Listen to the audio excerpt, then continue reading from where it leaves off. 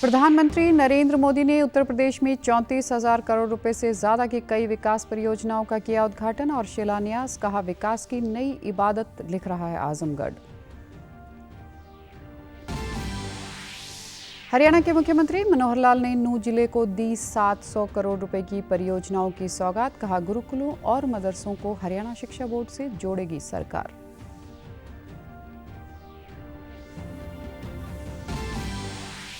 और पंजाब कैबिनेट की बैठक में कई अहम फैसले। कोर्ट में कार्यरत 3,842 कर्मचारी होंगे पक्के। 189 मेडिकल अफसरों के पद बहाल और नई आबकारी नीति के अलावा पोक्सो मामलों की सुनवाई के लिए 2 फास्ट ट्रैक कोर्ट की मंजूरी।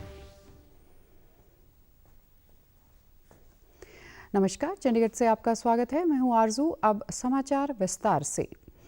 प्रधानमंत्री नरेंद्र मोदी ने अपने उत्तर प्रदेश के दौरे के दूसरे दिन आज आजमगढ़ में 34,000 करोड़ रुपए से ज्यादा की कई विकास परियोजनाओं का उद्घाटन और शिलान्यास किया। इस दौरान एक जनसभा को संबोधित करते हुए प्रधानमंत्री ने कहा कि जिस आजमगढ़ की गिनती पिछड़े इलाकों में होती थी, आज वहीं से पूरे देश के विकास के लिए कई परियोजनाओं का शुभारंभ यहां से हो रहा है। 2047 तक भारत को विकसित राष्ट्र बनाने के लिए तेज गति से दौड़ रहा हूं। तकलीफ ही नहीं उठाई, बल्कि इस दौर में यहां की छवि खराब करने में भी कोई कमी नहीं छोड़ी गई। जिस तरह पहले की सरकारों में यहां आतंक को, बाहुबल को संरक्षण दिया गया, वो पूरे देश ने देखा है। यहां के युवाओं को नए अवसर देने के लिए भी डबल इंजन सरकार लगातार काम कर रही है। उन्होंने कहा कि एयरपोर्ट, हाईवे और रेलवे से जुड़े इंफ्रास्ट्रक्चर के साथ अन्य विकास कार्यों को भी तेज गति से किया जा रहा है। पहले की सरकारों में बैठे हुए लोग जनता की आंखों में धूल झोंकने का काम करते थे। अब आजमगढ़ विकास का घर रहेगा, यह मोदी की गारंटी है। इससे पहले उत्तर प्रदेश के मुख्यमंत्री योगी आदित्यनाथ ने आजमगढ़ पहुंचने पर प्रधानमंत्री का आभार जताया और कहा कि आजमगढ़ में सुरक्षा का बेहतर माहौल है, शिक्षा बेहतर हुई है और आजमगढ़ पुनः विकास के मार्ग पर है। प्रधानमंत्री नरेंद्र मोदी का कल अपने संसदीय क्षेत्र वाराणसी पहुंचने पर जोरदार स्वागत किया गया। भाजपा द्वारा वाराणसी सीट से तीसरी बार लोकसभा प्रत्याशी बनाए जाने के बाद प्रधानमंत्री की यह पहली काशी यात्रा है। हवाई अड्डे से काशी विश्वनाथ धाम तक के रास्ते पर स्थानीय जनता ने पुष्प वर्षा कर स्वागत किया। पीएम ने हाथ हिलाकर लोगों का अभिनंदन किया और इस प्रेम के लिए आभार जताया। इसके बाद प्रधानमंत्री ने श्री काशी विश्वनाथ धाम में विधिवत पूजा अर्चना की। सतानि काय सुमनस्यमाना मा आवदनामि शतशारदाय जरदस्थिर्यथा समाजेन बद्धो बलिराजा महाबलः तेन त्वां प्रतिबध्नामि रक्षे। हरियाणा के मुख्यमंत्री मनोहर लाल ने कल नूंह में आयोजित प्रदेश स्तरीय सम्मेलन में 700 करोड़ रुपए की कई घोषणाएं की। मुख्यमंत्री ने शहीद राजा हसन खां मेवाती के नाम पर शहीद हसन खां मेवाती मेडिकल कॉलेज नूंह में शोध के लिए चेयर स्थापित करने की घोषणा की।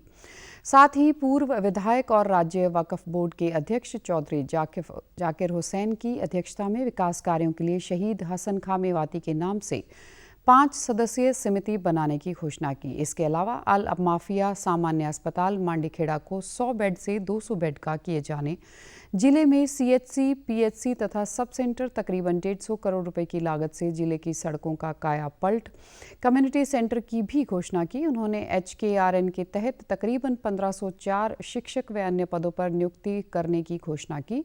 राजा हसन खां मेवाती के बलिदान दिवस पर आयोजित समारोह में सीएम ने कहा कि गुरुकुल या मदरसा को हरियाणा स्कूल शिक्षा बोर्ड से जोड़ा जाएगा।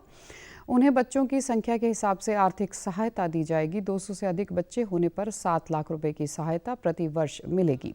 इस दौरान राजा शहीद हसन खान मेवाती की मूर्ति का अनावरण बड़कली चौक पर किया गया।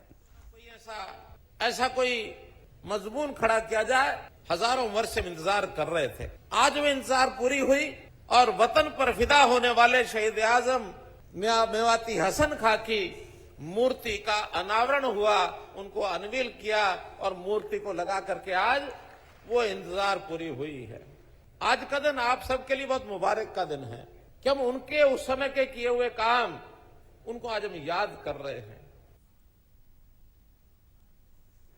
इस अवसर पर एक पुस्तक का विमोचन भी किया गया तथा महिला एवं बाल विकास विभाग द्वारा एक नई योजना की शुरुआत की गई। पंजाब के मुख्यमंत्री भगवंत मान के नेतृत्व में कल हुई कैबिनेट की बैठक में कई अहम फैसलों को मंजूरी दी गई। इस दौरान निचली अदालतों में न्यायिक विंग के 3,842 पदों को स्थायी पदों में बदलने को मंजूरी दी गई है। इस दौरान कैबिनेट ने पोक्सो और बलात्कार जैसे मामलों का शीघ्र निपटारा करने के लिए संगरूर और तरन तारण में 2 फास्ट ट्रैक कोर्ट स्थापित करने की मंजूरी भी दी। इसके अलावा मेडिकल अफसरों के 189 पद बहाल करने और 1390 पद सृजन करने की भी स्वीकृति दी गई। मंत्रिमंडल ने पंजाब में अनाज की ढुलाई के लिए the Punjab food grains transportation policy 2024 को मंजूरी दे दी। मंत्रिमंडल ने वैट की अदायगी के लिए एक मुश्त निपटारा स्कीम 30 जून 2024 कर दी है। मंत्रिमंडल ने साल 2024-25 के लिए आबकारी नीति को भी स्वीकृति दे दी है। नई नीति में ड्रा के द्वारा शराब के ठेके की अलॉटमेंट की व्यवस्था की गई है। हरियाणा पुलिस के महानिदेशक शत्रुजीत कपूर ने कल करनाल पुलिस लाइन में हरियाणा पुलिस की दूसरी लाइब्रेरी का उद्घाटन किया। मीडिया से बातचीत में पुलिस महानिदेशक ने बताया कि इस लाइब्रेरी को हाइब्रिड मोड में बनाया गया है, जिसमें ई लाइब्रेरी के साथ साथ सामान्य पुस्तकालय की सुविधा भी रहेगी। इसके अलावा फ्रेंच, स्पेनिश आदि विदेशी भाषाओं की पुस्तकें भी यहाँ मौजूद हैं। उन्होंने कहा कि हमारा प्रयास है कि सभी पुलिस पब्लिक स्कूल में क्रैश की स्थापना हो। डीजीपी ने इससे पूर्व समाज कल्याण विभाग के साथ मिलकर पुलिस लाइन में हरियाणा पुलिस और आमजन की कामकाजी महिलाओं के बच्चों के लिए एक क्रैच का उद्घाटन भी किया।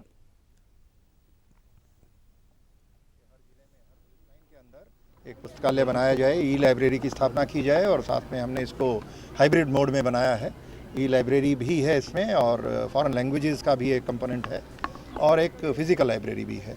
तो ये सभी हमारे डीएवी स्कूल्स हैं जो पुलिस पब्लिक स्कूल्स, इनके साथ इनको जोड़ा गया है और इनके सभी बच्चों को ये सुविधा मिलेगी। और पुलिस लाइन में जितने भी परिवार हैं उनके बच्चे चाहे किसी भी स्कूल में हों या दूसरे जो पुलिसकर्मी हैं कहीं भी पोस्टेड हैं वो, उनके बच्चों को भी ये पुस्तकालय की सुविधा रहेगी।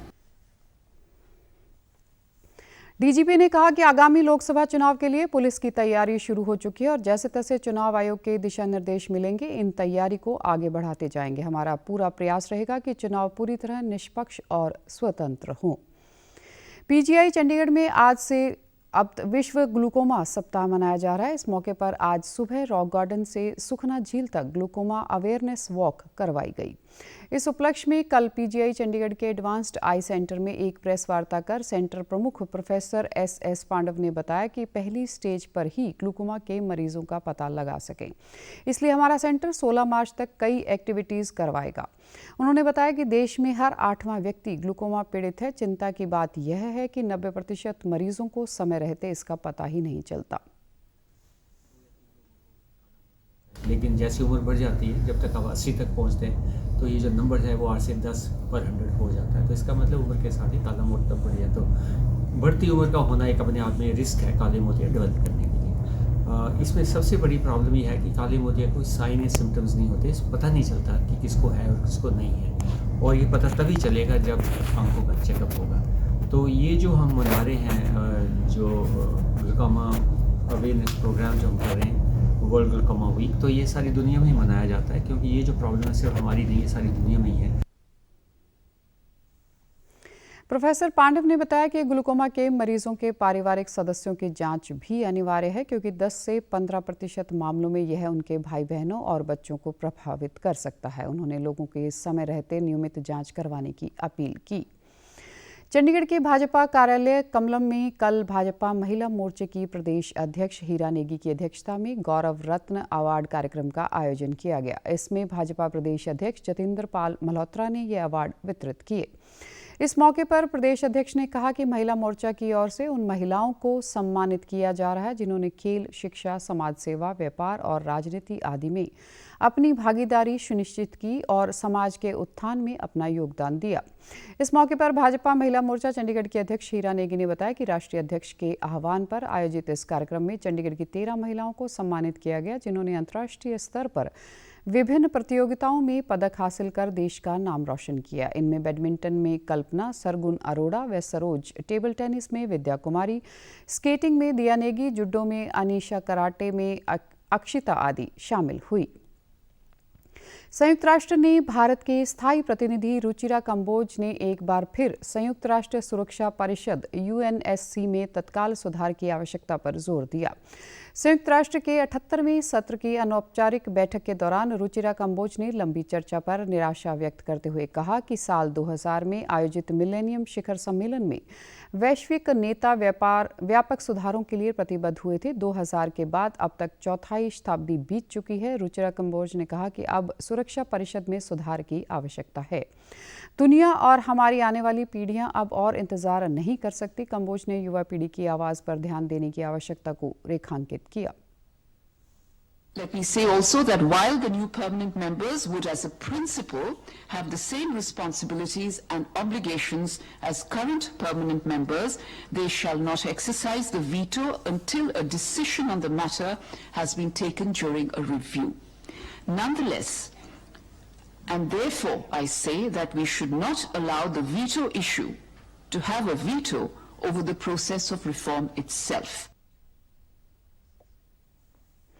उन्होंने आग्रह किया कि अब फैंका में जारी अन्याय को संबोधित करना आवश्यक है। इसके लिए परिषद में सुधार की आवश्यकता है। अब खादी के बने परिधानों को डीडी न्यूज़ और डीडी इंडिया के एंकर्स पहनकर भारत की समृद्ध विरासत और आधुनिकता को एक साथ आगे बढ़ाने का काम करेंगे।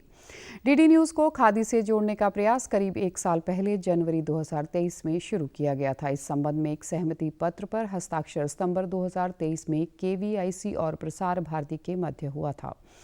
कल इस सहमति पत्र के आधार पर खादी इंडिया और डीडी न्यूज़ के बीच सहयोग का आरंभ हुआ। कार्यक्रम में KVIC के चेयरमैन मनोज कुमार और प्रसार भारती CEO गौरव त्रिवेदी भी मौजूद थे। इस दौरान मनोज कुमार ने कहा कि दूरदर्शन और खादी इंडिया की पहल से उन लोगों को भी संदेश जाएगा जो खादी पहनना नहीं चाहते। उसको आगे लेके जाना है, हमारे युवाओं के लिए फैशन स्टेटमेंट बनाना है।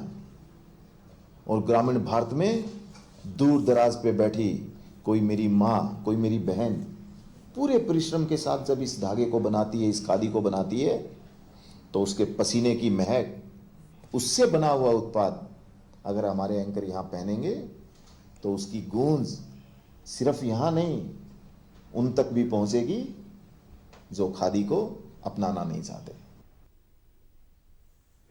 उन्होंने कहा कि प्रधानमंत्री नरेंद्र मोदी के नेतृत्व में खादी की यात्रा को और आगे ले जाना है। कार्यक्रम में प्रसार भारती के CEO गौरव द्विवेदी ने कहा कि प्रधानमंत्री के विकास और विरासत के विजन को यह पहल और आगे ले जाएगी। काम में जो भी हमारे सभी साथी जुड़े रहे हैं, मैं उन सब के लिए भी आभार व्यक्त करता हूं।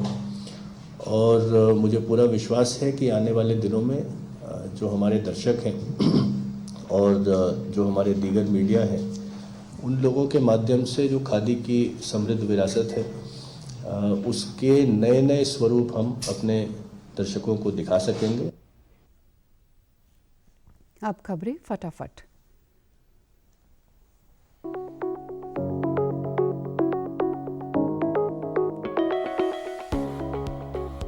सुप्रीम कोर्ट के पूर्व न्यायाधीश अजय मांडविकराव खानविलकर देश के नए लोकपाल होंगे। राष्ट्रपति द्रौपदी मुर्मू आज उन्हें पद व गोपनीयता की शपथ दिलाएंगी। लोकसभा चुनाव से पहले चुनाव आयुक्त अरुण गोयल ने पद से दिया इस्तीफा। राष्ट्रपति द्रौपदी मुर्मू ने किया स्वीकार। 3 सदस्यीय चुनाव आयोग में अब 2 पद खाली।